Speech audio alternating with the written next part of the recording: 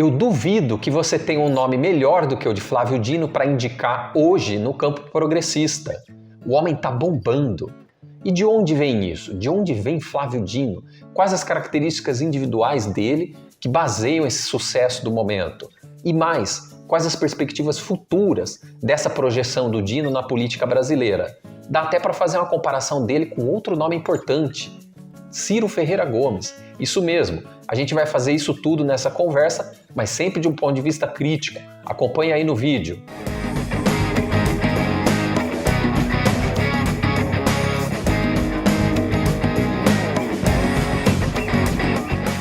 Agora sim, começando para valer mais um Aos Fatos. Eu sou Davi Carvalho, cientista político e pesquisador, e aqui estou sempre acompanhado do geógrafo, mestre em Relações Internacionais e fabricante da melhor cerveja de Campinas e região, o inoxidável Simas. Salve!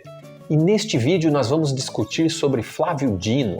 O homem está arrebentando, tanto da atuação como ministro, como na Câmara e no Senado contra o bolsonarismo, que está sendo tratorado pelo Dino.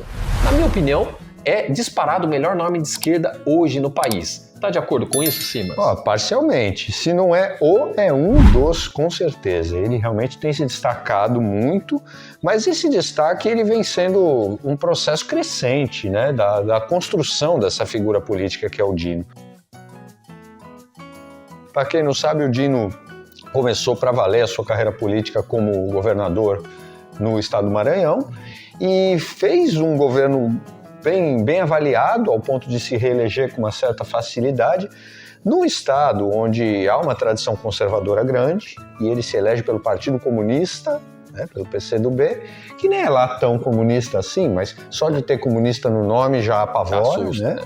E ele se elege vencendo a força enorme que tem o clã político do Sarney, né? A oligarquia Sarney, que é dona de metade do Maranhão e sempre teve uma influência muito grande. Enorme. Eu me lembro aqui que ele perdeu a primeira, sim, mas ele ganha na segunda tentativa de primeiro turno. Olha só, né? Contra a Rosiana Sarney. Olha só, isso é uma coisa realmente notável. Milagre. E mais ainda o cara conseguir se reeleger. E aí nós temos assim relatos de que, apesar das dificuldades, que o Maranhão é um estado muito pobre, ele fez um ótimo governo, ele saiu muito bem em alguns pontos, particularmente na questão da educação, onde ele elevou bastante o piso da educação. Hoje o Maranhão tem o piso mais elevado de todo o país para os professores, próximo passa dos R$6.000, é mais que a média brasileira. Né? Parece mentira um dado desse, né? Impressionante, né? Impressionante. Investiu na abertura de escolas em tempo integral. O índice IDEB, que é o indicador do ensino básico, o Maranhão foi do 21º colocado ao 13º em apenas 8 anos. Belo salto. É um belo salto. Claro, há muito a ser feito, mas é um progresso importante. E outro ponto que eu acho que ele mandou realmente muito bem foi na segurança pública, porque ele investiu pesado no aumento do policiamento. O Maranhão tem uma taxa elevada de criminalidade, principalmente de homicídios, e ele bateu numa tecla que é um pouco tabu para a esquerda, né? Nós da esquerda... Aumentar policiamento. Pois é, tendemos a achar que a violência se combate combatendo as suas causas, o que é perfeito, é legítimo, mas não é só combatendo as causas, é também reprimindo, né? Então, tem que haver um equilíbrio entre repressão, investigação, causas da criminalidade, mas ele não se furtou a tomar medidas bastante necessárias para conter a explosão de violência, e isso deu resultado. As taxas de homicídio caíram razoavelmente no estado. Que no final das contas é o que importa, né? É o que a gente quer, né? O resultado. O resultado final. Quer dizer, então ele já se mostra como uma pessoa com certo jogo de cintura, que não está presa a certos dogmas da política ou da visão de mundo mais comum na esquerda. Quer dizer, certamente ele é um dos grandes quadros e será cada vez mais da esquerda brasileira. Temos outros expoentes, né? Mas não sei se chegam a Flávio Dino. Tivemos agora o retorno de Ciro Gomes. Verdade. Está de volta. Cirão da Massa. Cirão da Massa, pois é. Depois de um hiato, né, em silêncio após as eleições de outubro, o Ciro voltou a se pronunciar e parece que vai voltar ativa para valer, né? Palestras e tal. Pois é. Vamos ver até onde vai, né? Porque ele saiu um pouco menor da eleição, né? Infelizmente saiu.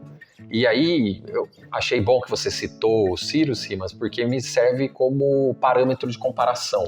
Sim. Porque eu concordo com o que você apontou de um aspecto, digamos, mais macro, né, da atuação do Dino como governador. Aliás, antes de ser governador, ele foi deputado federal também. Bem lembrado, E foi juiz federal, né? Até numa altercação com o Moro, ele lembra desse fato. Né? Ele fala, nunca tive problemas com o Ministério Público, tal como o Moro teve, né?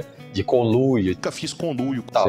Mas enfim, o juiz Flávio Dino foi a primeira posição quando ele prestou o concurso da magistratura. Nossa. O que já mostra, Simas, um dos pontos que eu quero levantar do indivíduo, da pessoa Flávio Dino, que são 3 aspectos que, para mim, o colocam como o cara que é o melhor nome hoje no campo progressista e tende a continuar sendo pelos próximos anos. É um cara muito inteligente, inteligentíssimo.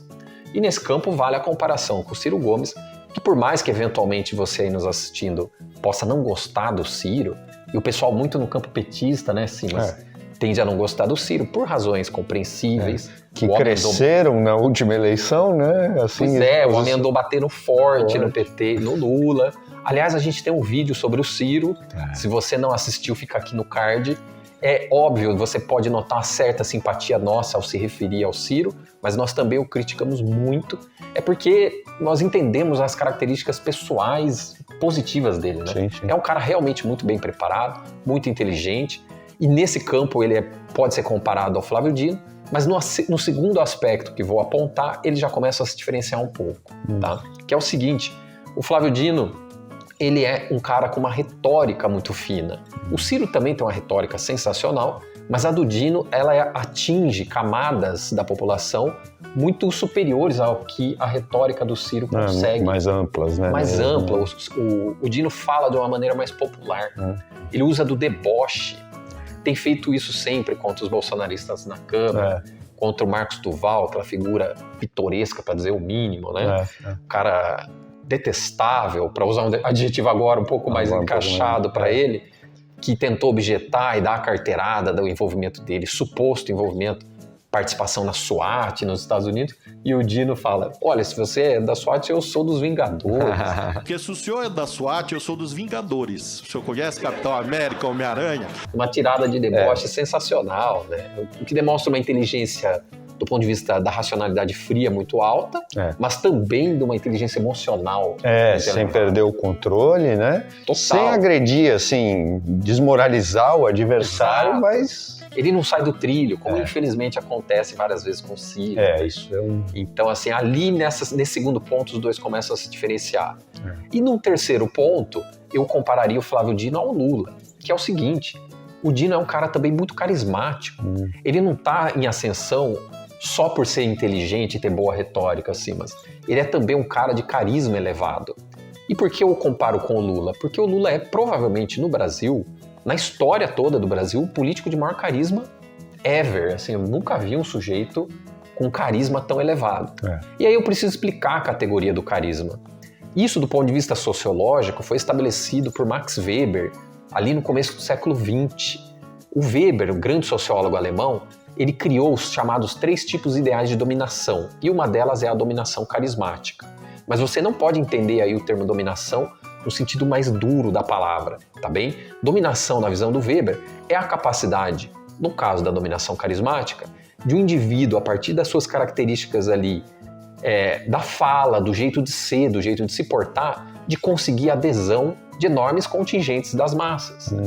E aí isso não se confunde também com posição política ideológica. Tanto que você tem aí, ao longo da história, figuras tão díspares, mas de elevado carisma, como um Mussolini de um lado e um Obama do outro. Né?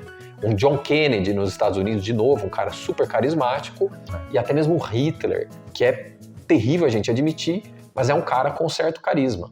Na política brasileira, historicamente falando, eu destacaria o Vargas. Veja que não tem nada a ver com simpatia, portanto. É um cara que tem características individuais que o Weber vai dizer o transformam num sujeito que muitas vezes é visto por parte da população quase como um herói na Terra. E o Lula tem muito disso, e o Dino tem demonstrado que também tem. E por isso a projeção dele, para além do que ele já é hoje, para mim é quase garantida.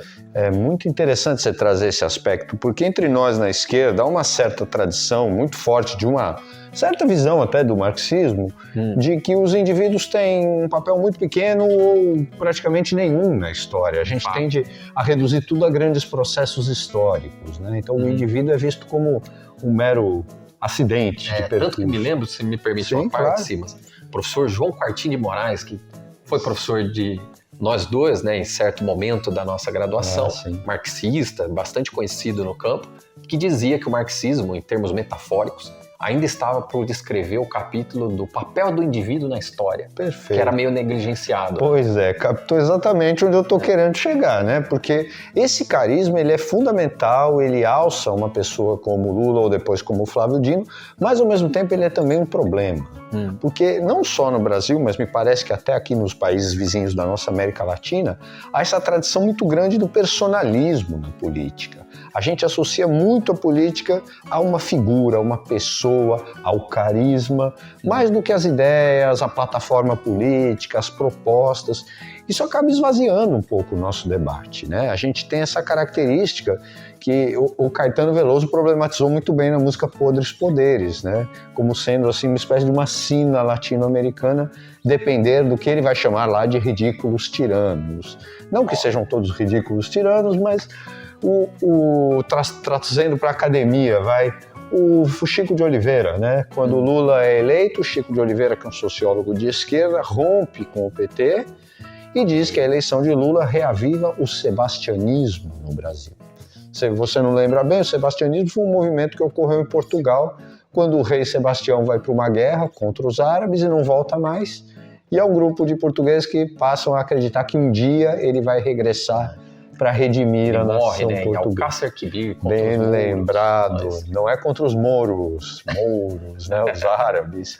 Esse slogan depois, essa ideia foi adotada lá pelo Arraial de Canudos. Isso, né? Antônio Conselheiro. Antônio Conselheiro e tal. Não que o Lula seja o rei Sebastião, claro, mas a ideia de um Messias, né, para usar uma palavra forte aqui, de que a gente só precisa de uma liderança forte, bem intencionada para redimir o país. Salvar o país. Pois é, e não é assim que a política funciona, ela é uma construção coletiva, longa, né? Bom, muito interessante, sim, as suas colocações aí. E às vezes eu fico aqui concordando muitas vezes com você, falo muito interessante, muito bem apontado. Depois fico pensando que a audiência vai achar que eu estou, de certa forma, lustrando o que você fala de forma proposital, mas não é, porque realmente surge, né? A gente tem esse papo de forma quase sem roteiro, e aí surge, eu realmente acho isto, cara. Você apontou muito bem. E enquanto você falava, eu me lembrava dos ismos. Perceba que esses ismos vão surgir a partir dos nomes desses caras. Quando você falava dos países vizinhos, eu fiquei lembrando do chavismo na Venezuela, do Chávez, um cara super carismático, do peronismo na Argentina, beleza. do bolsonarismo no Brasil. Bolsonarismo, olha lá. Todos caras com carisma. Lulismo, o Ciro, que também tem seu carisma, com o cirismo, né? Será que vem aí o dinismo? O dinismo, Mas né? só para lembrar, Simas, do ponto de vista etimológico, para ficar ainda mais clara essa questão do carisma, a palavra, na verdade, ela data de tempos bíblicos. Ali, no começo da era cristã, quando o apóstolo Paulo, ele começa a usar o termo caritas, que significa graça, né? E aí a palavra carisma teria o significado, o sentido de graça divina. Então a pessoa que tem carisma é aquela que foi ungida pela graça divina e, portanto, tem essa capacidade de, no jeito de ser, no jeito de falar, conquistar e seduzir as pessoas, né? E aí quem sistematiza isso para valer é o grande Max Weber, que eu sempre cito aqui, não à toa, o cara que ajuda a entender, né? Fantástico. Esse seu lado teólogo eu não conhecia, mas gostei de aprender a respeito como também. Como se fosse um tremendo leitor da Bíblia. Pois é. Mas Max Weber ainda. Mas essa questão do personalismo, ela é um problema, ela esvazia um pouco do nosso debate político, mas em alguns momentos ela é solução também, né? Porque o que seria da gente em 2022 não fosse o carisma do Lula? Você pode até não achar o Lula uma maravilha, como eu também não acho, mas entre o Bolsonaro e o Lula, você tapou o nariz, votou no Lula e, pô, se não fosse o carisma desse cara, hein? No meu caso nem tapei o nariz, não. Não, também não, tô exagerando. Assim, 1,5 milhão de vozes de diferença foi realmente, se o Lula não tivesse enorme carisma, possivelmente não ia dar, hein? Porque o Bolsonaro, a gente tem que admitir, é detestável admitir isso, mas ele tem seu carisma. Claro, tem carisma. Veja, portanto, que tem nada a ver com simpatia. Tanto que, por mais que o cara tenha cometido atos terríveis, né, atrozes, a popularidade dele nunca cai para menos de 30%, 25%. Isso. Essa base que o segue pela via que o Max Weber apontava. Dos sujeitos verem no líder carismático um herói, um santo na Terra. Perfeito. Chega a ser perigosa. Perigosa, Muito problemática. Perigosa, Mas realmente, às vezes, nos salva. Porque vamos convirar Haddad. Eu acho, particularmente, o Haddad um cara ótimo, inteligente, professor de ciência política da USP, conhece os problemas nacionais, entende do ramo, como diria o Ciro, mas, puxa vida, o Haddad é o cara que deve um pouquinho no carisma. Ele não consegue se conectar com as massas. Não. Se a gente depender do Haddad para 2026, pode ser um enorme problema. A não ser que tenhamos uma explosão econômica que dê para colocar toda a coroa de louro na cabeça dele só pelo carisma, ou dependendo do carisma, fica muito difícil, né? Realmente a gente tem quadros como o Dino que se mostram bem mais acessíveis, mais hábeis. De repente vem aí um Dino 2026, quem sabe? E nesse sentido, Simas, já caminhando para encerrar, o Dino ele teve a sacada estratégica de sair do Partido Comunista do Brasil e ir para o PSB, que é visto como um partido muito mais tranquilo. Porque veja, o comunismo segue sendo o maior espantalho da história, né? No debate político você inventa um fantasma que não existe, ou que, se existe, está apenas em alguns rincões, e ele ainda é utilizado, principalmente pela extrema-direita, para bater na esquerda, e o Dino escapou dessa. Não é mais um comunista. Realmente, não soube jogar muito bem, né? Se posicionar muito bem. Vamos ver daqui para frente, porque a cobrança vem junto, né? Sim, sem a dúvida. Evidência do Dino virá acompanhada aí. Você citou o caso das convocações, né? Que ele recebeu. Ele é o cara... Duas coisas, uma positiva e uma negativa, né? Ele é o cara que tem o maior número de convocações por membros do Congresso para participar de audiências. Os caras da oposição querem encher o saco do Dino, mas estão percebendo que não vai dar, que não é super tão fácil difícil. assim. O homem se defende super bem. E o dado positivo é que ele é o cara no campo progressista que mais cresce nas redes, número de seguidores. Ele está realmente em ascensão. Vem aí com tudo, né? E aí, vejamos, né? Vamos acompanhar nos próximos anos. A gente ainda vai ouvir falar muito do Flávio Dino. Vida longa a ele, inclusive, porque a gente precisa de gente boa no nosso campo. É verdade. Ou não é assim, mano? Sem dúvida. Arejar aí o nosso campo. Precisamos. Tem algo mais a acrescentar ou vamos passar a régua? Vamos passar a régua e torcer, né? Torcer tem um pouco de torcida. Isso, também. Análise e torcida. Isso. Ciência e vocação. Ciência e política. Isso. Vamos lá. Mas antes de encerrar para valer, eu vou te pedir, como sempre, larga seu like aí, principalmente, deixe seu comentário. Você certamente tem uma opinião para dar sobre o Flávio Dino. Se chegou até o final do vídeo, obrigadíssimo, mas larga seu comentário aí. A gente vai adorar debater com você. Acione o sininho para receber notificações e assim você ajuda enormemente o Política na Cabeça para chegar para mais gente. Maravilha? Até a próxima! Valeu!